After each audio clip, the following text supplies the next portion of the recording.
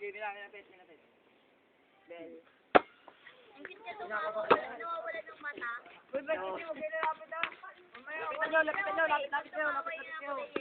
Pinawawa niyo naman siya. Stress na niya. Baliw. Bebo ka rin? Oh, ang cute niya tumawa, no? Parang ang familiar siya eh. Rebel bird. Rebel bird.